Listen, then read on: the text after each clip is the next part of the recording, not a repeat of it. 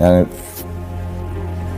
hər ikisi mənim idi. Yəni belə Allah o da balalarını qovuştursun inşallah. Söhbət deyim bər, söhbət Rəşad Dağlıdan gedir. Allah qapısını açsın. Bir də ki İskəndərdən bəli. Ondan gedir. Qorxa-qorxa danışır.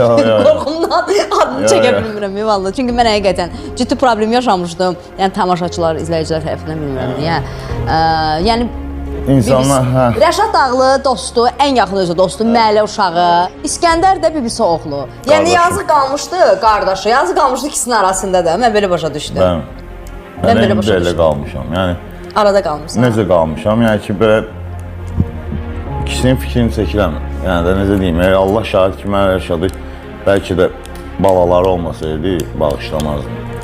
Yəni Rəşadın balaları olmasaydı, mən onu bağışlamazdım da, gözləyərdim, çıxsın, gəlsin. Balaları var, onun balalarına qovuşsun.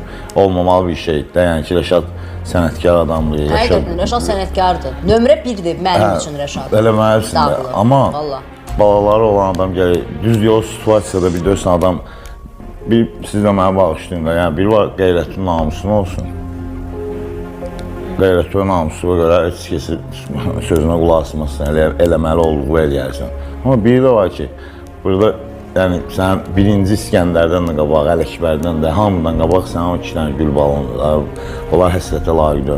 Allah inşallah ki, bir yol açar Allahın köməyinə gəlsin balaların yanına. Amin, amin. Allah sizin oğluna rəhmət eləsin. Allah Rəşad Dağlının qapısını açsın. Yəni yazıq həqiqətən də ikisinin arasında qalıb və o vaxt mən bilirdim ki, sən necə narahat olmusan. Azərbaycanda deyildi, ölkə xaricində idi Ələkbər o zaman. Mən o videolara baxam mən. Mən İskəndərin o şəklinə bir dəfə baxmışam. Yəni